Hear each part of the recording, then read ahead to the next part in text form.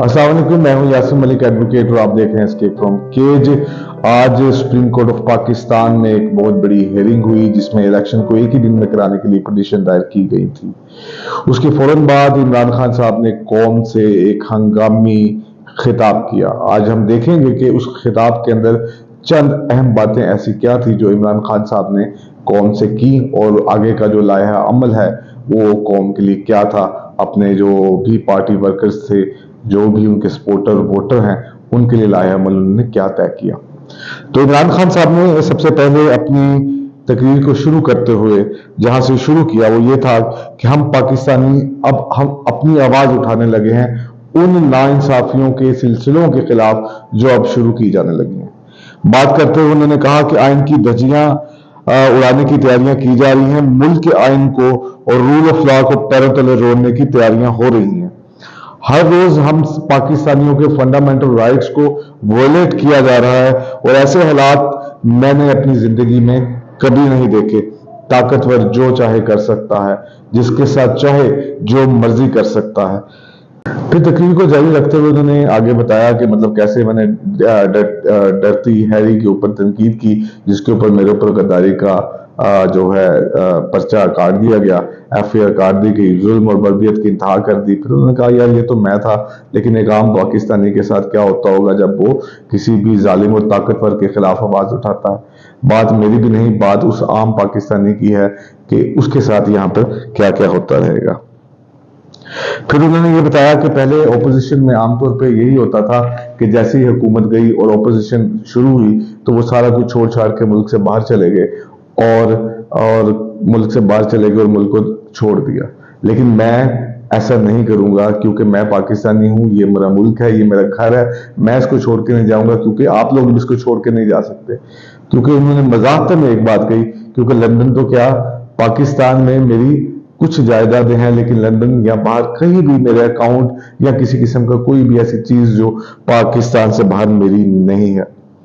उसके बाद उन्होंने फैसला कुन मोड़ के बारे में बताया कि ऐसी क्या चीज हुई कि ये पूरे एक साल की उन्होंने कहानी बताई कि जब मेरी गवर्नमेंट को गिराया गया, जब ये अदम एतमाद आई, तो तब मैंने जनरल बाजवा को और मुख्तलिफ लोगों को ये बात समझाई थी कि मेरी गवर्नमेंट को मत गिराया जाए क्योंकि इससे हम इकोनॉमी क्राइसिस से बाहर आ रहे हैं, लेकिन इससे इकोनॉमिक जो क्राइसिस है वो ज्यादा बढ़ जाएगा।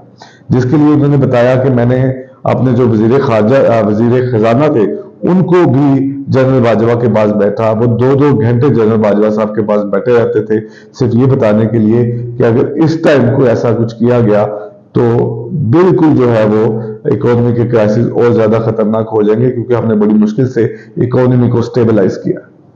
लेकिन अल्टीमेटली ना मेरी बात मानी ना मेरी बात मानी गई। अल्टीमेटली अदम एतमाद को कामयाब करने के लिए सिंध हाउस में मंडियां लगतेगी, उसका भी तस्करा किया कि मंडियां लगतेगी, लेकिन किसी ने किसी तरह का कोई नोटिस ना लिया। फिर जब हमने जो स्पीकर कौमी असेंबली ने कासिम सूरी ने रूलिंग दी थी, उसके खिलाफ जब सुप्रीम कोर्ट ने सो मोटो एक्शन लिया और रात को 12 बजे अदालतें लगी, तो मुझे इस चीज का बहुत दुख है। लेकिन इसके बावजूद भी अदालतों पे मैंने वो तनकीद नहीं की, मैंने उस तरह से अदालतों पे तनकीद नहीं की कि मैं उनकी फैमिलीज के बारे में, मैं उनकी दूसरी चीजों के बारे में पब्लिकली आके कोई बात करता। लेकिन इस चीज का मुझे दुख जरूर था।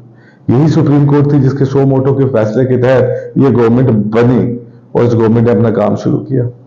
मुझे दुख तब भी कम होता कि अगर इन लोगों के पास कोई रोड मैप होता, इन लोगों के पास इकोनॉमी के कोई मसले मसाइल हल करने के कोई तदब्बुर होता, मुझे इस चीज के बारे में भी कोई दुख ना होता। इमरान खान साहब ने मजीद ये कहा कि हमने इनसे आते साथ ही कहा कि आप इलेक्शन करवा दें, लेकिन इन्होंने इलेक्शन करवाने से गुरेजा रहे।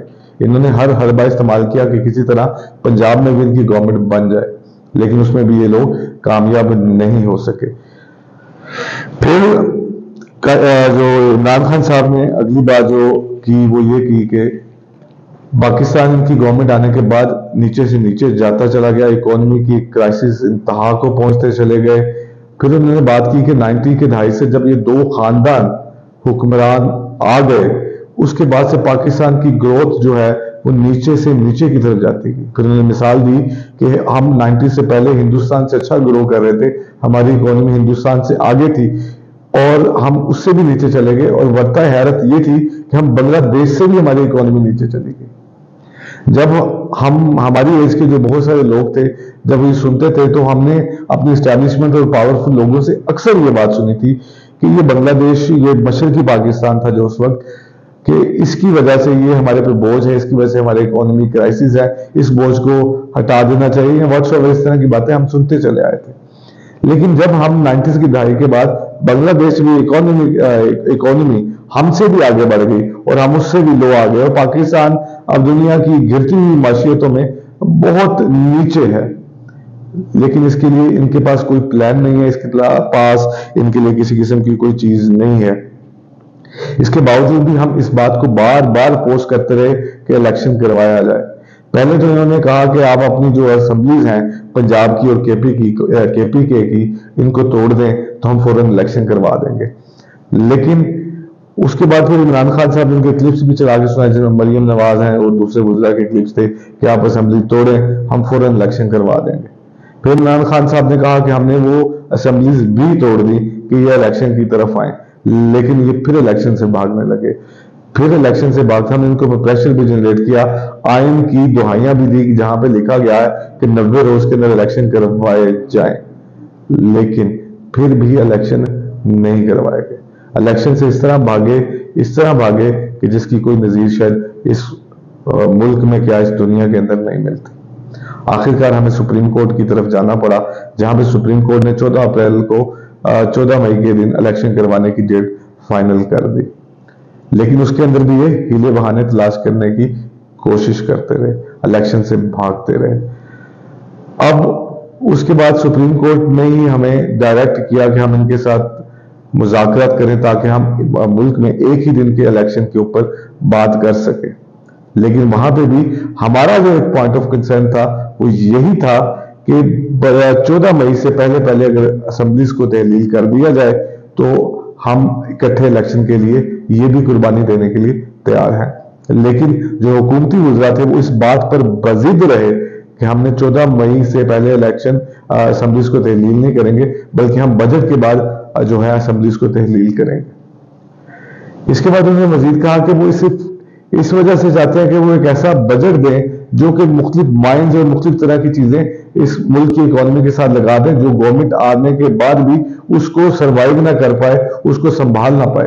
फिर उन्होंने एक और मिसाल दी, क्या बजट बनाना उस गवर्नमेंट का हक है जिसको अवाम इलेक्ट करेगी, या बजट बनाना उस गवर्नमेंट का हक है जिसको एस्टेब्लिशमेंट या चंद ताकतवर लोगों ने जो है हमारे पे मुसल्लत किया। फिर उन्होंने ये भी बताया कि मुल्क के तकरीबन 70% लोग जो हैं, 70% के करीब लोग जो हैं वो बगैर नुमाइंदों के हैं, यानी केपी के और पंजाब की असेंबलीज क्योंकि डिसॉल्व है, इस वजह से अब उनकी नुमाइंदगी नहीं है। फिर उन्होंने बताया कि इलेक्शन कमीशन कितना बायस्ड है कि उसने केपी के अंदर मौलाना फजलुर रहमान के आदमी को एज ए चीफ मिनिस्टर के तौर पर लगा दिया, और जो पंजाब के अंदर है, पंजाब जो शहबाज शरीफ की गवर्नमेंट जो है बनवा the through the election commission. फिर उन्होंने कहा कि 90 दिन गुजरने के बाद ये जो हमारे पास इंटरिम गवर्नमेंट है, इनकी कोई लॉजिक ही नहीं रहेगी, कानूनी तौर पर बिल्कुल ये नाअहल हो चुकी है। यानी कि ये गैर कानूनी गवर्नमेंट्स हैं जो इस टाइम फॉर्म कर रही हैं पंजाब और केपीके के अंदर। वाज़ेह अहकामात होने के बावजूद भी कॉन्स्टिट्यूशन ऑफ पाकिस्तान में कि 90 दिन के अंदर इलेक्शन करवाए जाएं। जब हम इस इलेक्शन की बात करते हैं, जब इन तमाम चीज़ों की बात करते हैं, तो ये हमके ऊपर जुल्म और बर्बरियत और मुख्तलिफ चीज़ों का निशाना बनाने की कोशिश करते हैं, हमें जेलों में डाल देते हैं, हमें मुख्तलिफ चीज़ें करते हैं। फिर उन्होंने बताया कि जब 14 अप्रैल को सुप्रीम कोर्ट ऑफ पाकिस्तान ने इलेक्शन की डेट दी तो हमने इलेक्शन की तैयारियां शुरू की। उसके नतीजे में हमने एक रैली निकालने की कोशिश की जिस पर दफा 144 लगा दी गई, और मेरे घर के ऊपर जो है वो शेलिंग की और मुहासरा कर लिया, और हर तरह के हरबा इस्तेमाल किया कि मैं उस दिन इलेक्शन कैंपेन को शुरू ना कर सकूं। हालांकि मेरी नज़र में पाकिस्तान में ऐसा मैंने कभी नहीं देखा। मेरे घर पर 2 से 3 बार हमला हो चुका है, लेकिन फिर भी ये हुकूमत बाज नहीं आती, इलेक्शन से भागते हैं। मज़ाकरात के चक्कर में भी इस वजह से पड़ते हैं ताकि ये इलेक्शन से भाग सके, इलेक्शन ना करवा सके। अगर इस मुल्क के अंदर इलेक्शन ना करवाने की ये नज़ीर आज कायम हो जाती है तो इलेक्शन फिर चाहे जितनी मर्जी देर से ये करवाते रहें। हमने सुप्रीम कोर्ट ऑफ पाकिस्तान में अपना ये एक अहम फैसला दे दिया है और हमने उनको लिख के दे दिया है कि हम 14 मई के इलेक्शन के लिए तैयार हैं, ये मुज़ाकरात नहीं करना चाहते, लेकिन ये फिर भी जाकर डिफरेंट तरह की बातें करते हैं और ये बाहर कुछ कहते हैं, अदालत में जाके कुछ कहते हैं, हमें कुछ कहते हैं, टीवी टॉक शोज के अंदर कुछ कहते हैं। फिर ये सारी बातें करने के बाद ये पास हिस्ट्री जो बयान की, इन्होंने इमरान खान साहब ने अपनी परफॉर्मेंस के बारे में भी एक बात की कि ये हमारी परफॉर्मेंस क्या थी, उसमें कंपैरिजन किया कि हमारी जो महंगाई का रेट था वो 14% पे था, जबकि इनके दौर में जो महंगाई का इंडेक्स है, महंगाई की शरह बढ़ने में टोटलिटी में अगर बात करें तो 48% का कुछ नंबर उन्होंने शेयर किए। डॉलर्स की जो आमदन है उसके बारे में बात बताया कि 5 अरब डॉलर कैसे मिस हुए, फिर 100 अरब डॉलर कैसे टैक्स कम इकट्ठा हुआ, इसके बारे में बात की गई। फाइनली उन्होंने कहा कि मैं तो खैर है कि मतलब मेरे पे अगर ये सारा कुछ है तो फिर आम आदमी के साथ क्या होगा। फिर उन्होंने इलेक्शन की बात की कि इलेक्शन किसी भी शहरी का एक फंडामेंटल राइट है और सबसे पहले नंबर पे जिसको मैं फंडामेंटल राइट समझता हूं वो है आपका राइट टू वोट। अगर आपसे ये राइट ले लिया जाए तो इसका मतलब उन्होंने समझाते हुए ये कहा कि आपके मुल्क से फंडामेंटल राइट जो है वोलेट होना शुरू हो गए, आपसे फंडामेंटल राइट छीन लिए जाएंगे और फिर जो ताकतवर चाहेगा वो करेगा, जिसके साथ चाहेगा जो करेगा, कोई उसको पूछने वाला नहीं होगा। फिर उन्होंने बताया कि जैसा कि सुप्रीम कोर्ट ऑफ पाकिस्तान अपने 14 मई के जो इलेक्शन के हुक्म पे बरकरार है, तो हुकूमत अभी से अंदिया दे चुकी है कि हम वो ये फैसला मानने के लिए तैयार नहीं है।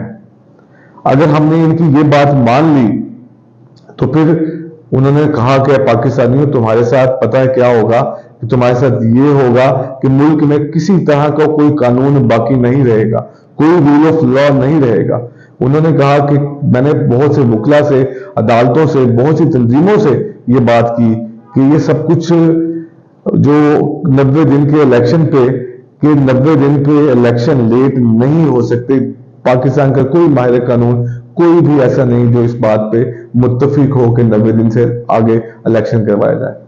तमाम जजेस की भी यही राय है, लेकिन इसके बावजूद भी ये इलेक्शन से भाग रहे हैं। ये कुछ ऐसे इंतजाम करना चाहते हैं जिस इंतजाम की बेस के ऊपर ये कुछ धांधली कर सके या ये जीतने की पोजीशन में आ जाए।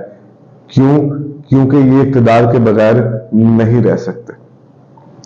तो फाइनली इन सारी चीजों को वाइंड अप करते हुए इमरान खान साहब ने कौम से मुखातिब होकर उनसे कहा कि अब आपको उठना पड़ेगा, अब आपको बाहर निकलना पड़ेगा, अब आपको अपने जो हकूक हैं वो मांगने पड़ेंगे, आपको ये एहतजाज करना पड़ेगा, जिस पर उन्होंने अपना आइंदा का लाया अमल भी तय किया। तो उन्होंने कहा कि हम कल, यानी कि कल हम एक रैली निकालेंगे मुख्तलिफ शहरों में, जिसमें इस्लामाबाद था, पिंडी था, पेशावर था, लाहौर था।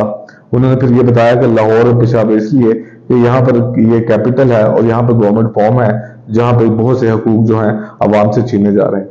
उन्होंने फिर कहा कि तमाम लोगों के लिए पॉसिबल नहीं कि रिलीज के अंदर आए, तो कम से कम मैं उनसे इतनी बात जरूर करता हूँ कि अपने राइट के लिए, कॉन्स्टिट्यूशन की पायदारी के लिए और सुप्रीम कोर्ट ऑफ पाकिस्तान की इज्जत और एहतराम के लिए, रूल ऑफ लॉ के लिए कम से कम अपने अपने घर से बाहर निकले। हमने यूनियन काउंसिल के अंदर सेंट्रल पॉइंट कुछ ऐसे मुर्तब कर दी हैं जहां पे ये लोग निकलें और निकल कर एहतजाज करें, अपनी आवाज को बुलंद करें, कम से कम 1 घंटा खड़े हों। इसी के साथ उन्होंने कौम से शुक्रिया अदा किया और यही सब कुछ था जो आज की तकरीर में था, जो इमरान खान साहब कौम से बात करते थे, अपना लाया अमल जो तय किया।